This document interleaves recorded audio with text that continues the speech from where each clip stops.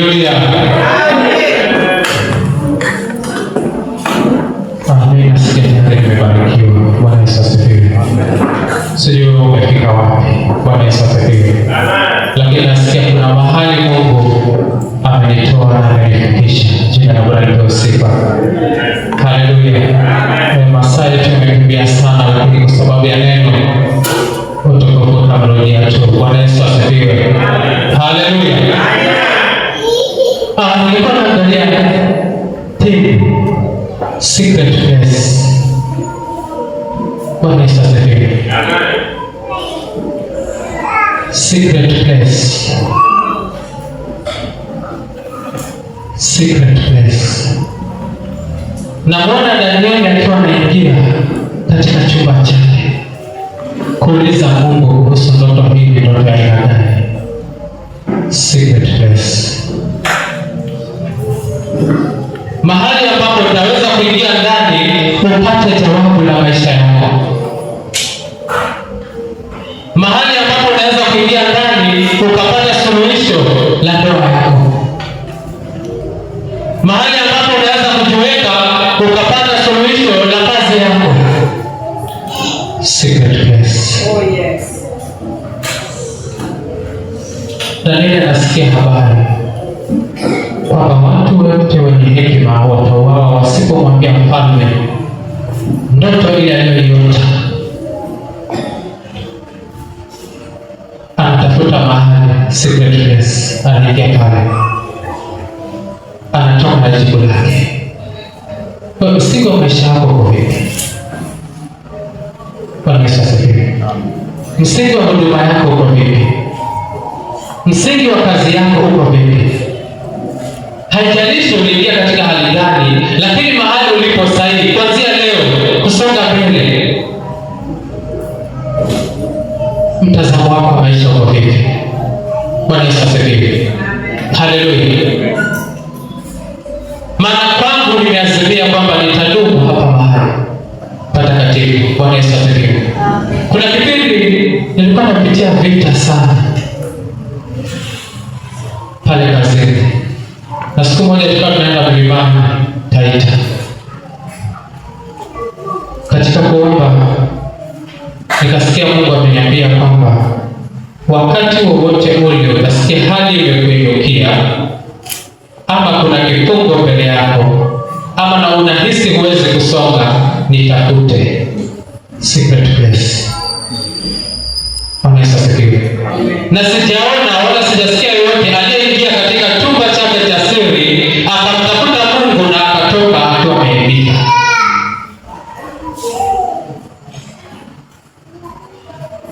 Sijasikia wala sijaona yoyote ambaye ameingia katika mahali pale pa siri kumwita Mungu na akatoka bila jawabu. Tumesikia ushuhuda wa jirani. Bwana Yesu asifiwe. Haleluya. Amen. Yaani ni mahali ambapo wewe ukiingia, unaingia pale kwa sababu kuna lengo la maisha yako. Bwana Yesu asifiwe. Uko na lengo la kile ambacho unataka kukifanya. Bwana Yesu asifiwe. Maana kwa nguvu zako hauwezi, ndiposa unapoingia katika chumba cha siri uongee na Mungu. Kiangalia kifungu, Musa anaingia mahali patakatifu, na pale anaongea na Mungu na anatoka na jawabu la wana wa Israeli. Wewe unatoka na jawabu gani la ndoa yako? Wewe unatoka na jawabu gani la kazi yako?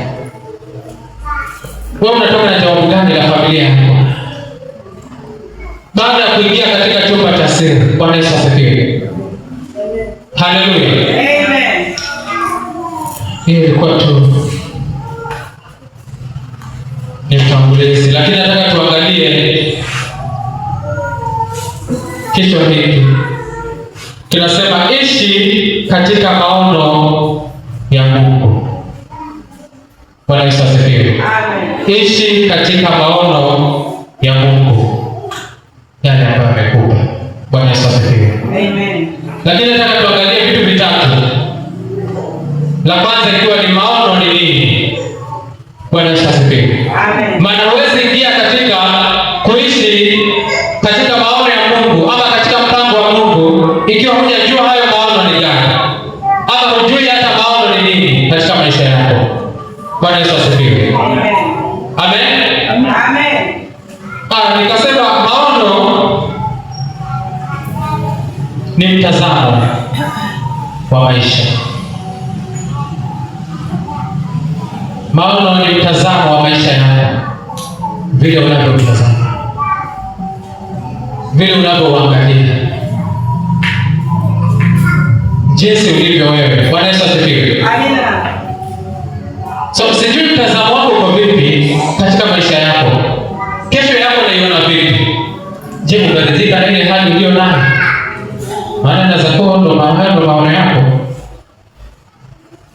Bwana Yesu asifiwe. Amina. Inaweza kuwa kuna mipangilio ama kuna system ulipata katika maisha ulipozaliwa na ukaamua kuishi katika hali hiyo, na hayo ndio maono yako.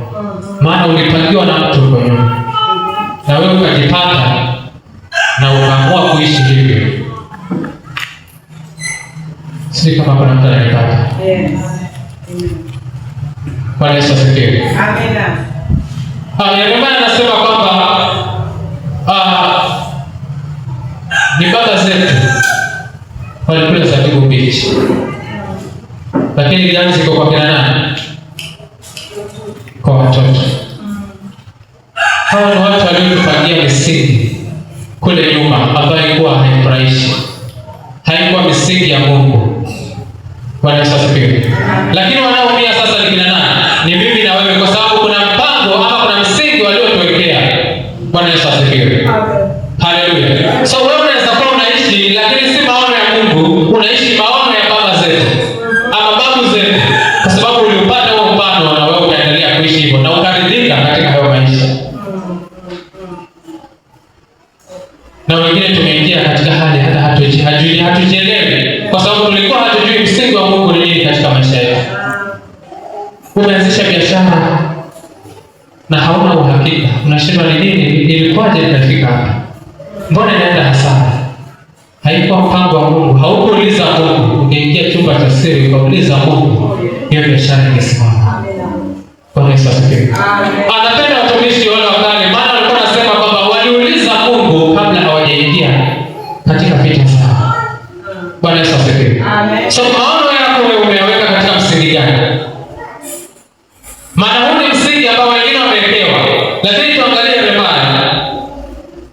Yeremia 1:4. Nataka nikupe tu mfano ya watumishi wa Mungu ambao Bwana alikusudia kuwatumia. Bwana Yesu asifiwe. Na hayo ndio maono ambayo Mungu alikuwa amewapa, na hayo ndio ninayozungumzia siku ya leo. Bwana Yesu asifiwe. Amen. Inasema kwamba neno la Bwana likanijia kusema, kabla sijakuumba katika tumbo nalikujua, na kabla hujatoka tumboni nalikutakasa. Nimekuweka kuwa nabii wa mataifa. Amen. Amina. Huyu ni mtoto amezaliwa, lakini Bwana ameweka maono ndani yake. Ina maana sisi hatuna maono hapa ndani? Tunayo. Bwana Yesu asifiwe. Lakini je, unaishi katika hayo maono au ulitoka katika hayo maono? Bwana Yesu asifiwe. Amen. Maana kudumu katika hayo maono ni kuingia katika chumba cha siri, umuulize Bwana, maono yangu ni gani?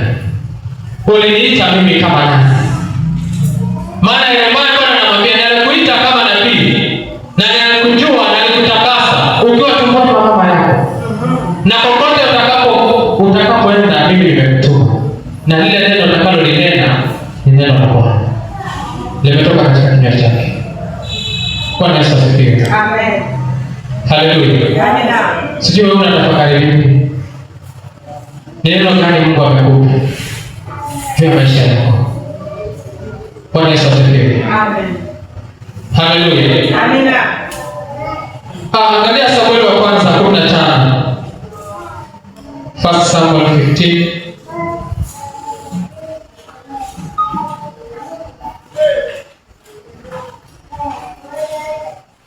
Nataka nikupe tu mfano, alafu na wewe ujiangalie uko katika sehemu gani, ili kwamba ujisaidie wewe. Bwana Yesu asifiwe.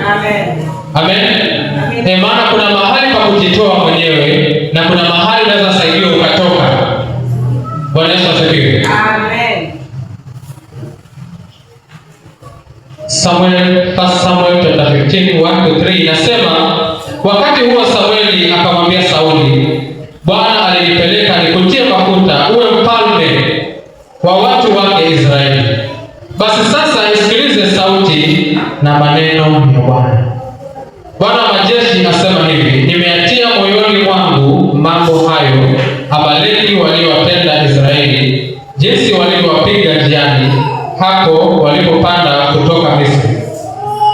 Basi sasa enda ukawapige Amaleki na kuviharibu kabisa vitu vyote walivyo navyo, wala msiwaachilie, bali waueni wanaume na mwanamke, mtoto naye anyonyaye, ng'ombe na kondoo, ngamia na punda. Bwana Yesu asifiwe. Amina. Nataka kumaanisha nini? Nimesema kuhusu maono. Bwana Yesu asifiwe. Amen. So maono pia yanaweza kuwa divine assignment. Oh yes. Bwana Yesu asifiwe. Haukuzaliwa nayo, lakini katika ile hali ya kuinuka kuna kazi Mungu akakupa kusudi la watu wake. Bwana Yesu asifiwe. So Sauli watu wanamlilia, lakini Mungu amempa assignment. Kazi gani? Awasimamie wana wa Israeli. Na nakumbusha kwamba kuna watu ambao waliwapinga pale njiani, waliwazuia pale njiani, lakini lengo la hili ni kwamba uwasaidie kuwalipizia kisasi. Bwana Yesu asifiwe. Amen. Sijui wewe umepewa assignment gani na Mungu na unaitimiza, ama unaangalia mambo yakiharibika? Maana wengi tumewekwa makazi, lakini mambo yanaharibika hata wote. Na wewe mlinzi. Ezekiel 3:17 inasema, nimekuweka kwa mlinzi wa wana wa Israeli. Bwana Yesu asifiwe. Na lolote lile litakalo kutuma kwao kawaambie, na usipowaambia damu yako utaidai mikononi mwako, itakuwa juu yako. Bwana Yesu asifiwe. So hakuna anayeweza kusema kwamba hakuna jambo ambalo Mungu hajanipa. Ni wewe hujatafuta Mungu. Lakini ukiingia mahali patakatifu utapata jambo la maisha yako. Utajua maono yako na utaishi katika maono yale ambayo Mungu amekusudia. Bwana Yesu asifiwe. Hebu tuangalie Matthew 21.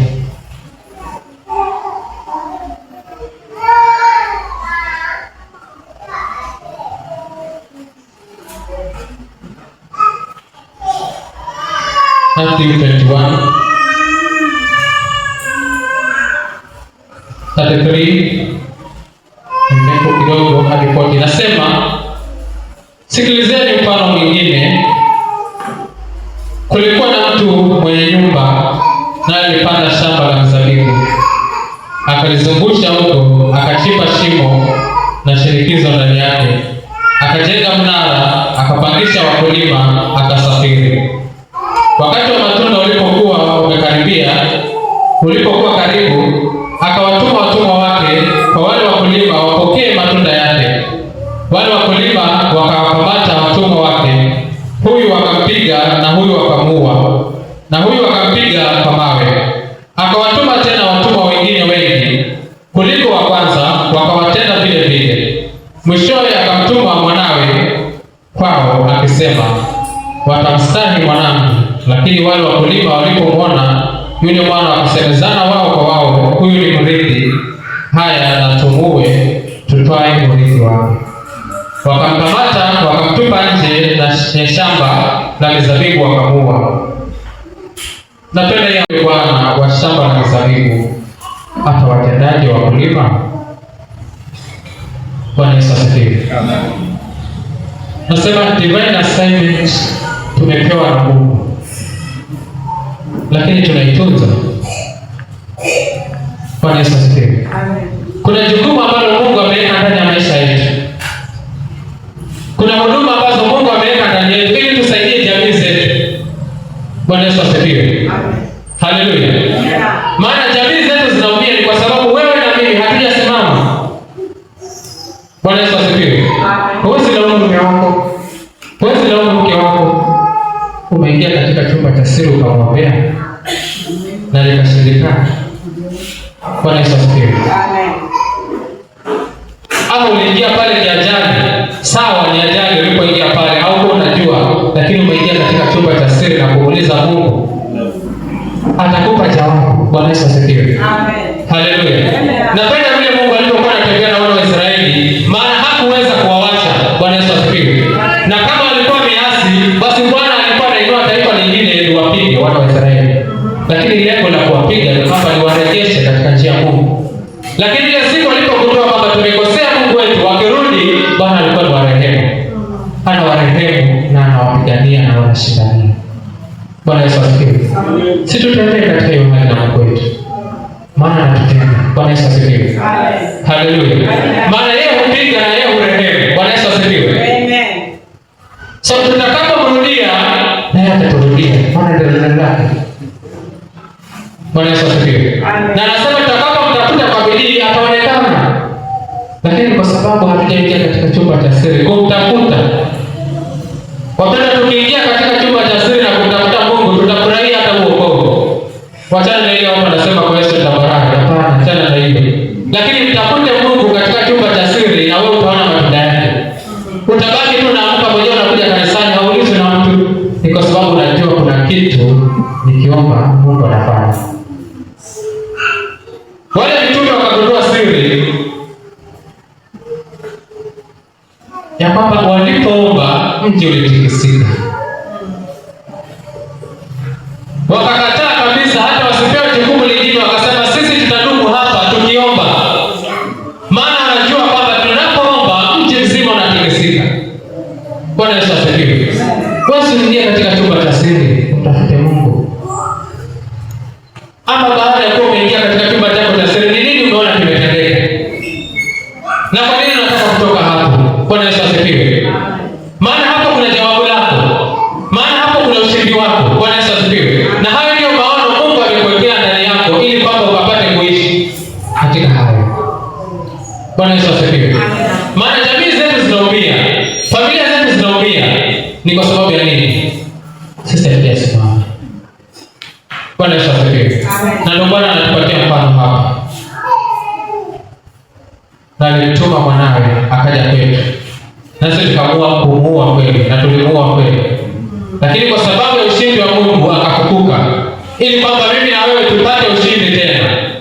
Ili kwamba mimi na wewe tupate uzima tena. Ili kwamba mimi na wewe tuishi katika kusudi la Mungu ambalo amekusudia katika maisha yetu. Bwana Yesu asifiwe. Amen.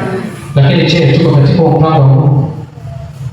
Ama tumetoka? Bwana Yesu asifiwe. Amen. Haleluya.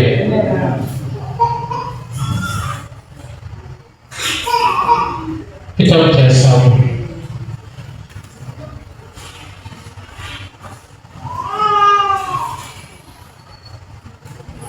Hesabu 14.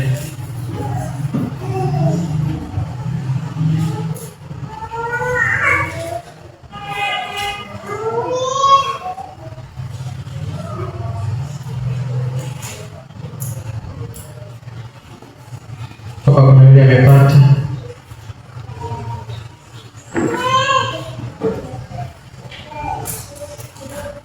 Hesabu 14, 36 to 38.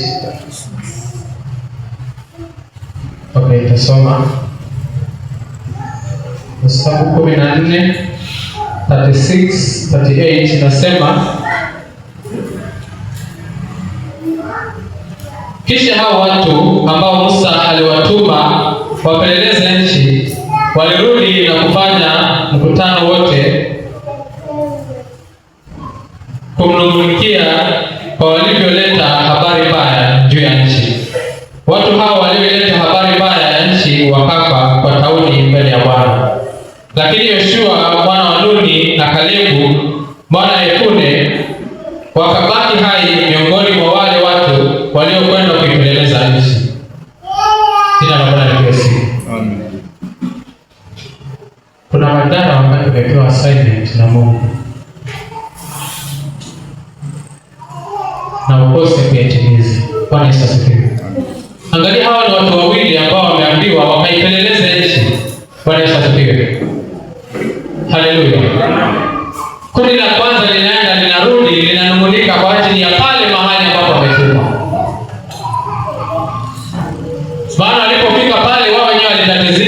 hii nchi ndani. Lakini pale ndio Bwana amesema mwingie. Pale ndio Mungu amewatuma. Na hawezi ingia hivi mpaka mpigane vita. Bwana Yesu asifiwe. Lakini kabla ya kupigana vita anasema endeni mkachunguze ile nchi. Mkaipeleleze ile nchi ina gani.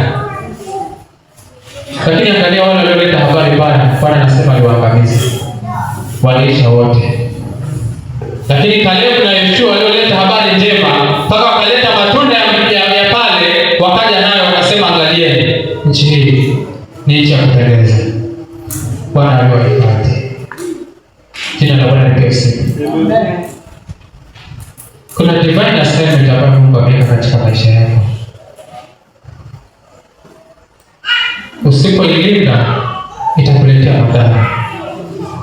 Na wewe ikawa hata jamii ya kweli inaumia kwa sababu yako wewe, maana kuna assignment ulipewa na hujaifanya mpaka leo. Unabaki tu unajiuliza itakuwaje? Nitaenda vipi? Nitaanzaje? Bwana Yesu asifiwe. Haleluya. Jamii zetu nyingi zinalia, lakini kwa sababu ya nani? Ya mimi na wewe. Bwana Yesu asifiwe. Kazini kule mambo mengi hayaendi. Kwenye biashara zetu mambo mengi hayaendi. Maishani mwetu mambo mengi hayaendi jinsi tunavyotaka. Kwa sababu ya nini? Bwana anakuambia nimekuita pale nyumbani mwako. Lakini wewe unataka kwenda kwingine. Unakuwa kama Yona. Bwana Yesu asifiwe. Haleluya. Yona akasababisha merikebu yote itikisike. Bwana Yesu asifiwe. Ikayumba pale kwa sababu ya nani? Ya mtu mmoja ambaye amekosa kutimiza kusudi la Mungu. Ndiposa nakwambia ishi katika mpango wa Mungu na wewe unaimarika. Bwana Yesu asifiwe. Haleluya. Haleluya. Sijui unaishi maisha gani? Nasikia tu nikwambia hapo. Sijui unaishi hali gani? Ujana wako uko vipi? Wewe ukiwa kama mama, uko katika hali ipi? Wewe ukiwa kama mzee, uko katika hali gani? Unajua kuna watu ukaa tu kwa nyumba na wako wanamlilia Mungu tu pale. Hata sikulia. Wako katika ndoa lakini wananungunika. Wako katika biashara lakini wananungunika. Wako katika kazi lakini wananungunika pale. Maana hajui atajitoa vipi. Lakini Mungu anakuambia divine assignment. Ile kazi aliyokuitia. Bwana Yesu asifiwe. Amen. Na kuna wengi tu wako mfano wa Yusufu. Wanaota ndoto ndogo, lakini hakuna hata mmoja ako tayari kusaidika. Bwana Yesu asifiwe. Amen. Amen. Yusufu aliota kuhusu maono yake. Na akaambiwa kwamba watu watakuja kukuinamia, ndugu zako, hata babako atakuja kukuinamia. Na akashikilia hilo na akaendelea kumtafuta Mungu. Vipindi vyote alipitia, lakini alikuwa katika mpango wa Mungu ili kwamba ile ndoto ipate kutimia. Bwana Yesu asifiwe. Sasa kuna watu hapa ndani, Mungu anawapa maono. Kuna ndoto aliziota kitambo sana, lakini ameipuuza. Wala hajui na maanisha nini, na hajataka hata kuuliza. Bwana Yesu asifiwe. Na hata ukimuuliza basi leo unajua ujumbe gani, anakwambia kwani kila wakati itakuwa ni hiyo tu peke yake. Bwana Yesu asifiwe. Hakuna habari zingine unaweza niuliza, ni habari za Mungu tu peke yake. Bwana Yesu asifiwe. Maana amesinywa, lakini katika kule kusinywa pale Mungu amempa maono mazuri ya maisha yake na haja anajua. Bwana Yesu asifiwe. Siniongee na vijana kidogo. Halo. Unajua sisi tunaelekea yetu tunaenda tukipunguza. Lakini yeye unaanza. Lakini kwa sababu nyinyi ni vijana na wengine ni watoto wako hapa, mkiangalia mfano kwa wazazi, kuna mambo mnaona ambayo hayako sawa. Na usirekebishe sana. Kwa nini ungoje uingie katika ndoa wakati bado Mungu hajamwambia? Bwana Yesu asifiwe. Kwa nini ungoje uingie katika hatari wakati una uwezo sahihi wa kumtafuta Mungu katika chumba cha siri na ukajua hatima yako? 10 years from now hautakuwa hapo. Si kweli? Si kweli? Si kweli? Lakini sasa unaweza fanya uamuzi wa kuingia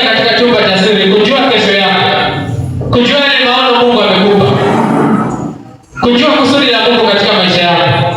Bwana Yesu asifiwe. Hata unaweza nipata tu umeingia, yaani kwa kukosa kujua ukajipata tu labda uko na ujauzito au uko na mtoto. Ilikuwa ni ajali. Lakini je, sasa unaweza kumrudia Mungu na ukapanga maisha yako upya? Bwana Yesu asifiwe. Unajua hata kuna wengine wanaweza kuwa wanatafuta uchumba, lakini kwa sababu hujauliza Mungu unabaki na guess, huyu anaweza kuwa ni sawa. Amen. Lakini kila ukilala ukiamka Mungu anakuambia lakini hapana. So unaenda ukaomba tu kwanza. Lakini sasa kwa sababu ushaingia pale unatatizika na unajipata hauko katika mpango wa Mungu. Kesho unaanza kulia na kusumbua mtumishi wa Mungu. Sio tengeneza mambo yako sahihi. Halo. Amen. Hata kama ni biashara, muhusishe Mungu. Hata kama ni kazi, muhusishe Mungu. Bwana Yesu asifiwe. Haleluya. So tuishi katika mpango wa Mungu ambao amekusudia katika maisha yetu. Bwana Yesu asifiwe. Hata kama mahali hapa tumefika, it's not too late. Amen. Maana hata Ayubu alirejeshewa kila kitu. Bwana Yesu asifiwe. Sio eti watu wanasema eti nimezeeka hapa hakuna kitu Mungu anaweza kunipa. Hata mzembaji, my brother. Mungu anarejesha. Tena anaongeza miaka ili kwamba ufurahie baraka za Mungu juu ya maisha yako. Bwana Yesu asifiwe. Haleluya. So kuna vile tukimtafuta Mungu na tuishi katika maisha yale ambayo Mungu amekusudia, Mungu atatupa baraka. Mungu atatupa ushindi. Bwana Yesu asifiwe. Lakini ishi katika mpango ambao Mungu amekusudia. Bwana Yesu asifiwe.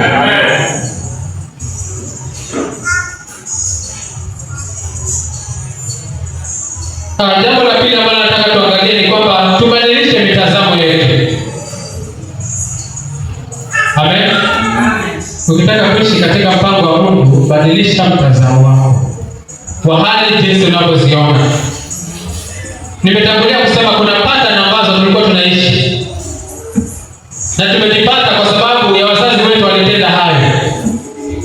Bwana Yesu asifiwe. Lakini mtazamo wako kwa vipi? Bado unaangalia tu hali mambo katika hali ya kawaida. Bwana Yesu asifiwe. Amen. Baada ya Mungu kukutoa pale, nikawa naangalia Yeremia anauliza, hata sijui kwa nini nasikia tu niliongea hilo neno, niliongea mahali lakini nasikia nilirudie. Bwana Yesu asifiwe. Yeremia 2:5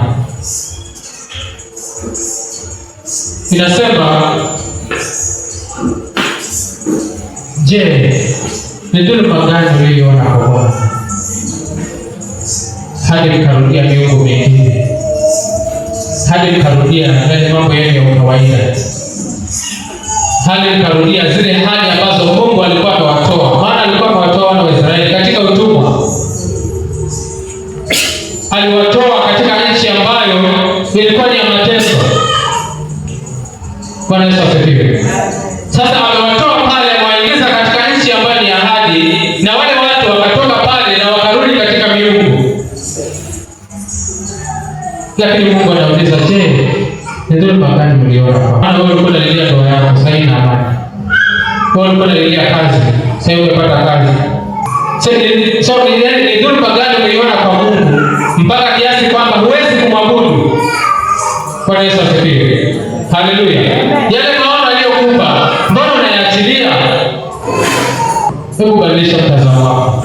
Asifiwe. Maana Biblia inasema, na kila aliyemjua Mungu alifanywa kuwa chombo tofauti, alifanywa upya, na ya kale yamepita, tazama kuna jipya hapa. Amen. So kadri Mungu anavyokuinua, badilisha mtazamo wako sawa na Mungu. Lazima tuangalie kwanza misingi ambayo tuko. Tunaishi katika misingi gani? Tunaishi maisha ya gani? Niposa utoke hapo ukubali kwamba sasa nataka kutoka kwa mtazamo mwingine. Bwana Yesu asifiwe. Ukubali kutoka hapo uingie katika utukufu mwingine ambao Mungu amekusudia katika maisha yako. Jina la Bwana lipewe sifa. Badilisha mtazamo wako. Badilisha mtazamo wa mambo jinsi unavyoyaona. Wacha kuridhika na ile hali ambayo unaiona pale katika nyumba yako. Wacha kuridhika na ile hali ambayo unaiona katika ndoa yako. Wacha kuridhika tu kuja kanisani na ukae uhudumiwe na utoke. Serious. Hakuna kitu unaweza kufanya katika nyumba ya Mungu. Amen. Yaani umeridhika tu vile ulivyokuja tu ukae uhudumiwe, uruke, uimbe, utoke uende.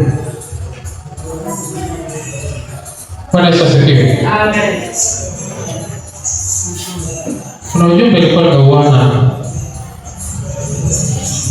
Lakini Mungu atusaidie. Bwana Yesu asifiwe. I think I shared the reference.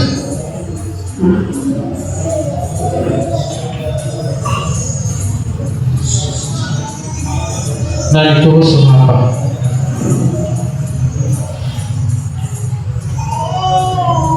Ndio maana nakwambia ishi katika maono ya Mungu. Bwana Yesu asifiwe. Maana sijui kwa nini tunakuja kanisani. Kwa nini tunakuja kanisani mama? Sije kumwabudu Mungu. Amen. Na Mungu alikuumba ili mtumikie, si ndio? Hakukuumba kwa ajili ya starehe zako. Hakukuumba kwa ajili ujifanyie yako. Bwana Yesu asifiwe. Alikuleta hapa ili kwamba umwabudu, na utamwabudu kwa mali, utamwabudu kwa kile ambacho uko nacho, kwa wewe mwenyewe kujitoa. Bwana Yesu asifiwe. Amen. So badilisha mtazamo wako wa jinsi unavyomwabudu Mungu, wa jinsi unavyoangalia hali. Bwana Yesu asifiwe. Amen.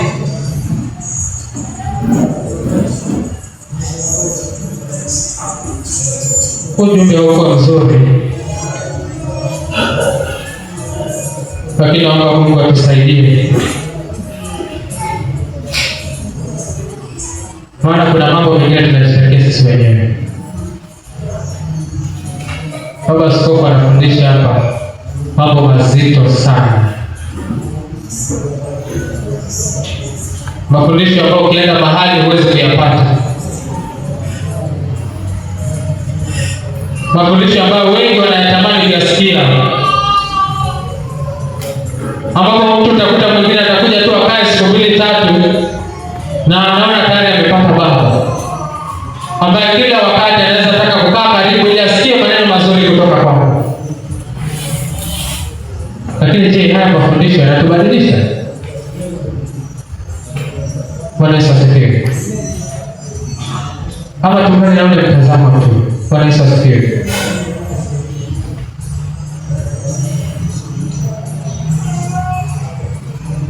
Wapendwa, tunahitaji kubadilika. Bwana Yesu asifiwe. Amen. Tubadilishe mtazamo wetu juu ya Mungu. Maana tutakapodumu katika mahali pa siri, hatutabaki jinsi tulivyo. Hatutaona mambo jinsi tunavyoona kawaida.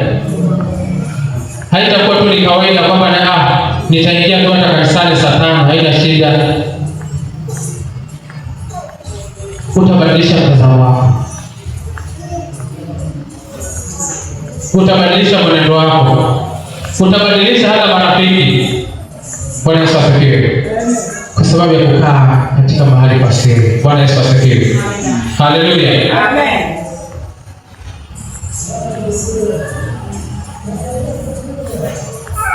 Na ya mwisho ni kujitoa. Kujitoa katika kifungo, kujitoa katika kongwa, kujitoa katika misingi ambayo ulikuwa umewekewa, kujitoa katika mtazamo ambao uko. Bwana Yesu apewe sifa. Elia alipiga vita na akawaua manabii wa Baali wengi sana, lakini tazama, alifika mahali aliposikia malkia anatafuta kichwa chake, akaenda akakaa chini ya mti na akasema heri nife. Naweza kuwa kuna wengine wamefika katika umezipiga vita katika huduma yako. Kweli kufunga umefunga 21 days. Kweli kukesha unakesha. Lakini kitu kidogo kinakusababisha unataka kujitoa uhai. Na huenda ikawa si kujitoa uhai tu peke yake. Mambo mengi ndani yako ukayaachilia yakafa. Na hali umetoka kutafuta Mungu. Tujitoe kwa hiyo roho. Bwana Yesu asifiwe. Amen. Tujitenganishe na hiyo roho. Maana mbona upoteze muda wako wa kufunga? Bwana Yesu asifiwe. Amen. Halafu bado pia iko ndani yako.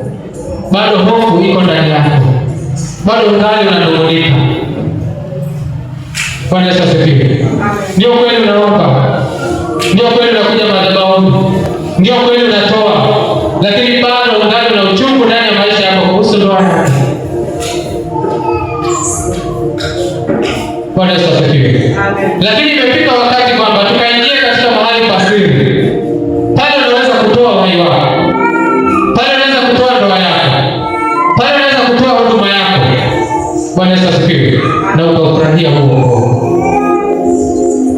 Bwana Yesu asifiwe. Haleluya. Amina. Tamani nijitenganishe nikiwa hapa. Nijitenge kabisa, hata nijitoe. Unajua kuna mambo mengine unaweza omba na ukamwambia Mungu nitenganishe hata na damu ya ukoo. In the spirit. Bwana Yesu asifiwe. Si kwamba umejitenga nao, hapana. In the spirit. Ukamwambia Bwana nitenganishe na hii damu ya mahali nimezaliwa. Hii maagano, hii matambiko, hizi patterns za ukoo nitoe. Akuweke katika kizazi chake cha watakatifu wake. Ambao leo ni wana wa Israeli na ni mimi na wewe. Bwana Yesu asifiwe. Haleluya. Ambapo tukimwita Mungu anaitika. Na ndiposa taifa la Israeli hata leo linaheshimika. Wanapigana vita tu kila wakati. Lakini hakuna siku utasikia wameshindwa. Bwana Yesu asifiwe. Amen. Chunguza vizuri. Unajua tusitaje tu Israeli tu hivyo na wewe uelewe nini kinaendelea. Bwana Yesu asifiwe. Chunguza vizuri hizo vita zao. Bwana Yesu asifiwe. Wale watatupa bomu yao moja kwa Israeli itajeruhi ama itaua mtu mmoja. Lakini wao wakitupa yao kule utasikia ni maelfu na ni mamia. Bwana Yesu asifiwe. Sijiulize hilo swali. Bwana Yesu asifiwe. Maana taifa lililochaguliwa. Bwana Yesu asifiwe. So hata sisi nasi tukijitenga na kuingia mahali pa siri, hakuna silaha itainuka juu yetu. Bwana Yesu asifiwe. Watarusha yatatujeruhi yakipita, lakini sisi tunapotupa yetu watatuondokea na utapita. Bwana Yesu asifiwe. Utapata kuingia katika kusudi lako. Utapata kuingia katika mpango wa Mungu. Utapata kuingia katika njia ambazo Mungu amekusudia uishi. Bwana Yesu asifiwe. Hata wengine tunafanya kazi na si ile Mungu alitupa. Ndio mwingine anaweza jilaumu, sasa mimi sikusoma. Lakini Yusufu akaenda kuweka waziri mkuu. Hatujaambiwa kuna mahali alipitia, kuna training fulani alipitia ndo akafikia pale. Bwana Yesu asifiwe. Lakini kwa sababu alidumu katika mpango wa Mungu. Bwana Yesu asifiwe. Haleluya. Ndo Danieli awekwe pale kuwa mkuu mwenye hekima zote pale. Hii hekima ilitoka wapi? Alienda kufundisha. Kulikuwa na waganga na wachawi pale. Lakini hawakuweza kupata hiyo hekima.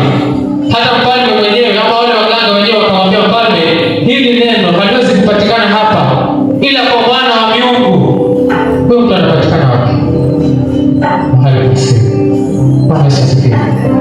Haleluya. Na kupitia kuomba Danieli anainuliwa.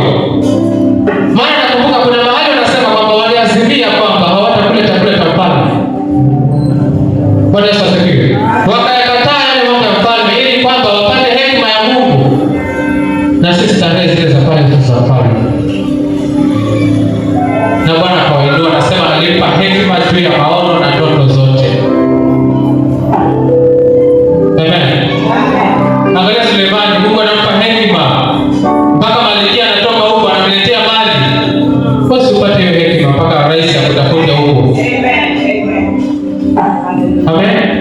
Sio mtafute Mungu mpaka watu wakubwa kutoka huko watoke huko waje watafute hekima kutoka kwako.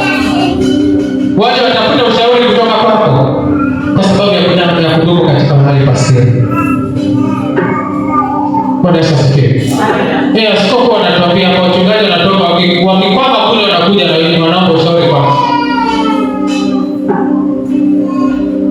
Hii hekima simwipokee. Amen. Amen. Lakini kama tutakaa mahali pa siri, jina la Bwana lipewe sifa. Haleluya. So mchana wa leo ninaomba tu Mungu atusaidie. Bwana Yesu asifiwe. Katika haya mambo matatu, jua kwanza maono na tushajua, maana nimesema ni divine assignment, na kuna mengine Mungu ametuwekea.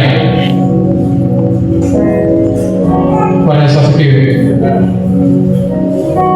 Kama kuna vitu ulikuwa umesahau, mwambie Mungu akukumbushe.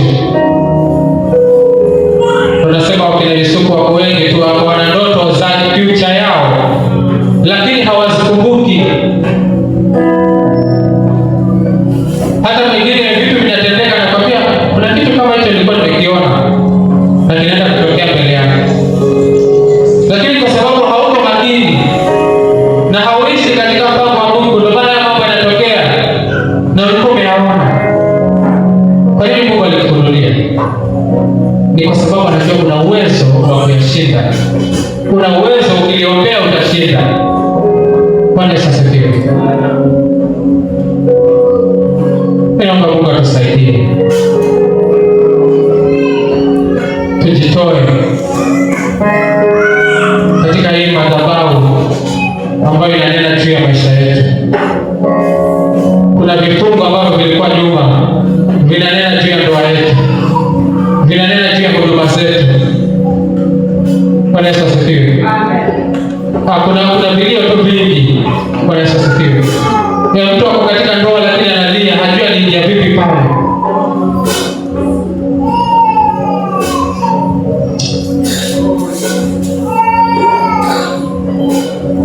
Kuna mtu anaweza toka na machozi akiuliza Mungu nilikuja kufanya nini hapa?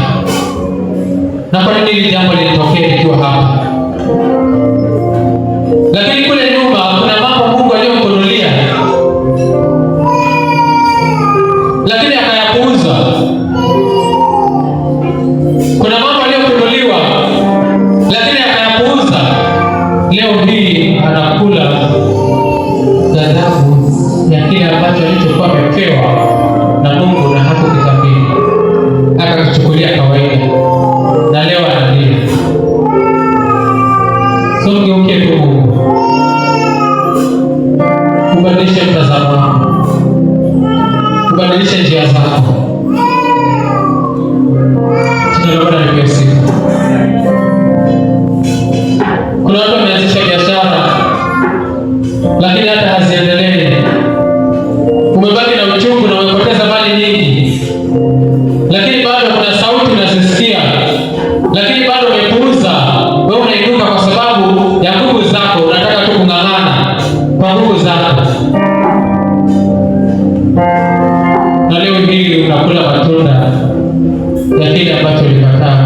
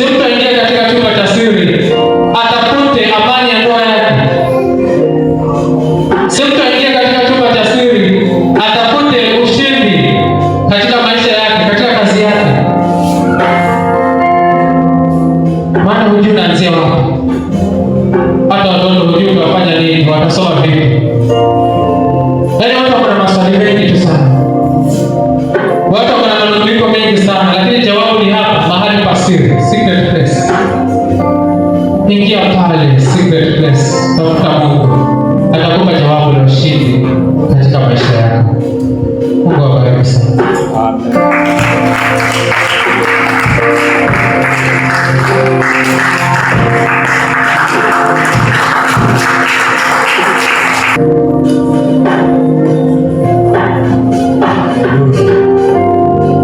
Haleluya. Bwana Yesu asifiwe. Naomba kila mmoja concentrate. Maana nikiwaangalia ninaona kuna watu akili zimeanza kuswitch off. Labda kwa sababu ya muda. Lakini naomba tu concentrate for some few minutes. Tumalize hili jambo la kutosha. Kwa sababu Mungu anaongea vitu vikubwa sana. Na sitamani kupita leo. Sitamani kupita. Sitamani. Anatamani kudumu kati yetu. Na yule mtu wa Mungu amesukumwa asubuhi kusema ni ibada ya Mungu, ingawaje ni ibada ambayo imeratibiwa kwenye ratiba kama ibada ya wanaume, lakini ni ibada ya Mungu. It is true. Wakati tuna worship, kabla mtu wa Mungu aitwe kuja kuhubiri, the cloud of glory was here. The cloud of glory was here. Na Mungu ametamani sana adumu kati yetu, aseme nasi. Ametamani sana abadilishe maisha yetu. Ametamani sana tugundue kwamba yeye ni Mungu katika maisha yetu. So hata kabla mtumishi wa Mungu aje kupanda, mimi wakati wingu nilipokuwa ninaenea mahali hapa, nilitulia kusikiliza na nikiuliza maswali. Kimuuliza Mungu, una nini na sisi leo? What is your desire for us? Nimetulia kipindi chote, asking and listening. Nauliza nikisikiliza. And what he told me, oh Jesus, what he told me, 98% ni kile mtu wa Mungu amehubiri. That's why unaona I was congratulating him here. Maana amejiachilia roho kutumia. 98%. I want to share it with you for some 2 minutes and then we pray. Ili kama hili darasa limekupita uelewe ile Mungu anaongea. Nilipokuwa nikimuuliza what is in it for us to do? Ni nini unacho kwa ajili yetu leo Bwana? Because he is trying, anajaribu kugusa mioyo ya watu. The cloud of glory is here. Na kanituma in the book of John chapter number 15. Akawa ananiambia tu abide in me that I may abide in you. Kaeni ndani yangu ili nami nikae ndani yenu. So huyu mtu wa Mungu akisisitiza tu kurudia the secret place. Abiding in the secret place. I was like, God, thank you. Kaeni ndani yangu ili na mimi nikae ndani yenu. That is his cry. That is the cry of God. He wants you to abide in him. He is the secret place. Na yuko ndani yako. Your heart is the secret place where the Lord is. He wants you to abide there. Anataka ukae hapo. Sasa zingine kelele za dunia na mambo ya dunia achana nayo. Kuwa na muda na Mungu mwingi. Just stay there. He wants you to abide in him so that he may abide in you.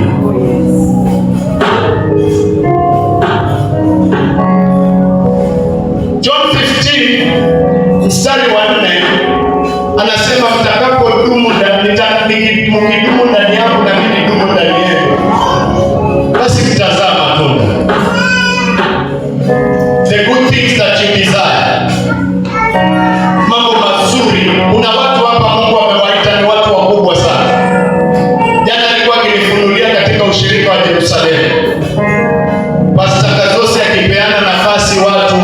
kufanya mambo ambayo sijaona wakifanya. Mmoja akaimba, mwingine akaomba. And the Lord was telling me, huyu ameimba, yafaa kuwa katika praise and worship. Na akiendelea kujichonga, I use her in seraphic worship. She will worship and the angels will fill the house. Na watu watajazwa roho. Another one akawa ananiambia, this is a very powerful intercessor. And I told them that. Lakini he wants us to abide in him. So you will bear fruits.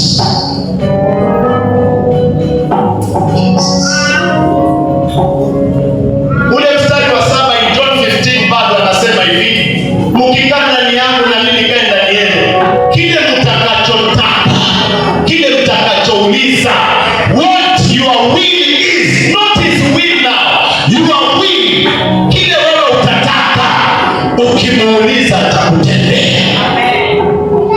Those are the things wewe kwa Mungu amekuwa kwenye. Kwa nini tunakuja kanisani? Na kwa nini tunanung'unika? Na kwa nini hatuna? It is because we have missed the secret place. We have missed to abide in him.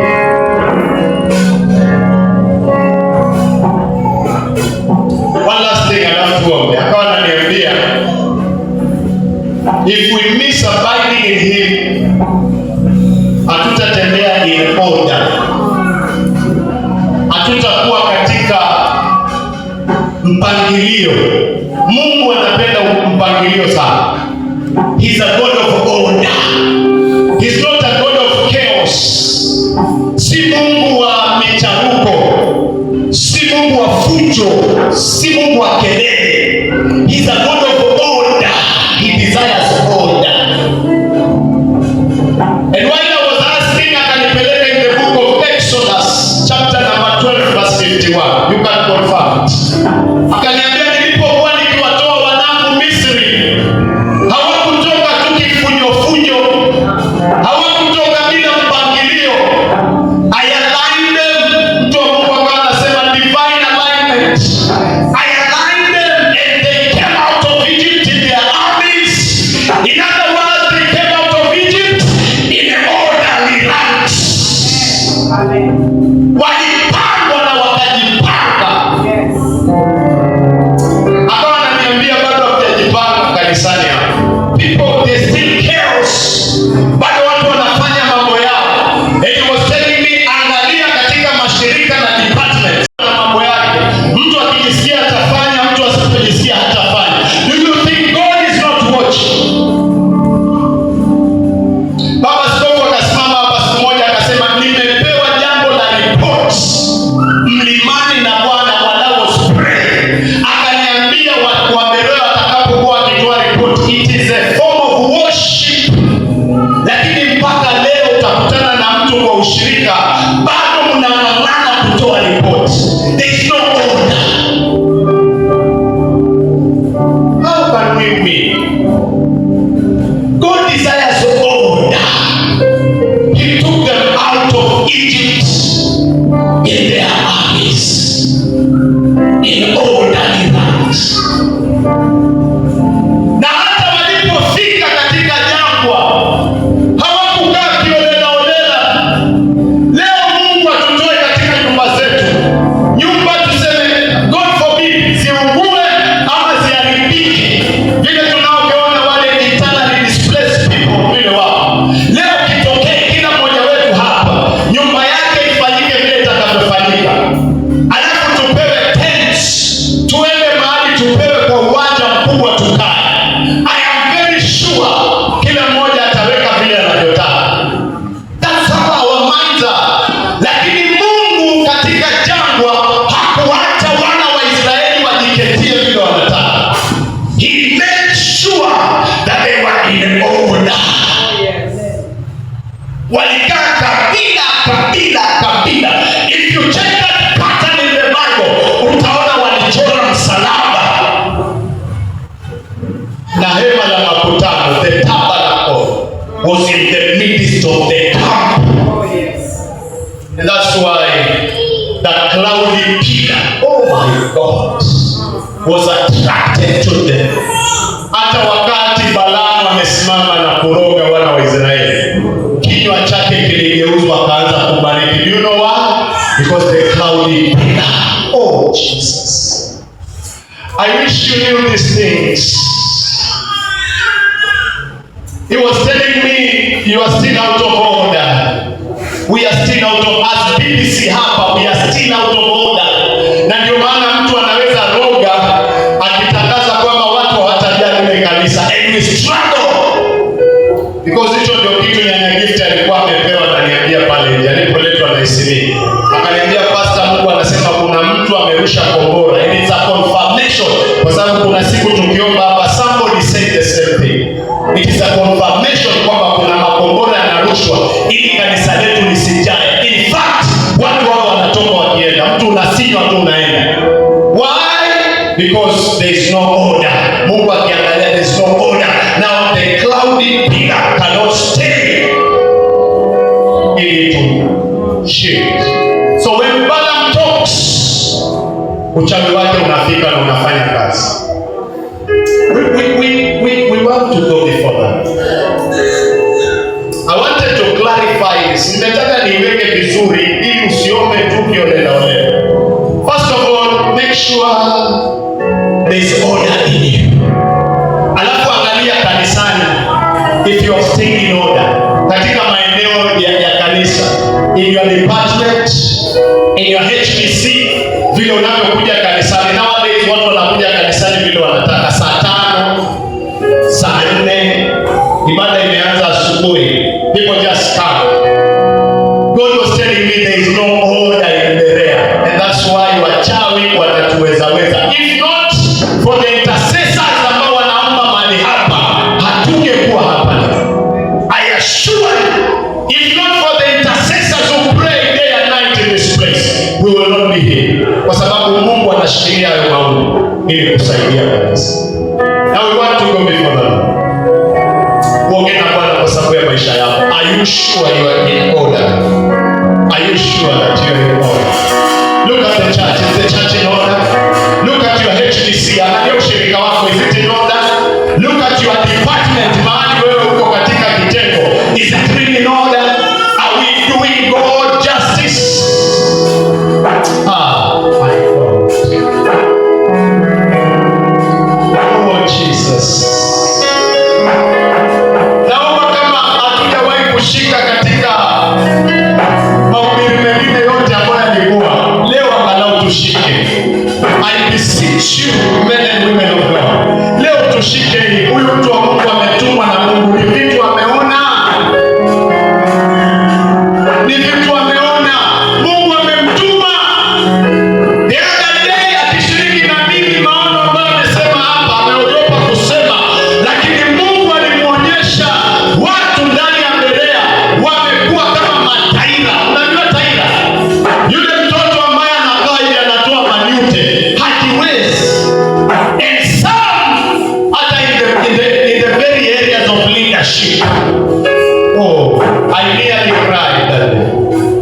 Aliposhare na mimi, I nearly cried. The Lord is saying we are out of order. Can we go back to order? Can we go back to order? Jichunguze wewe mwenyewe. Bring yourself to order. And cry to the Lord that we may walk in order as a church. As a church.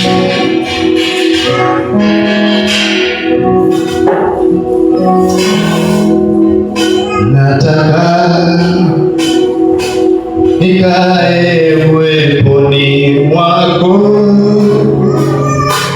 na katika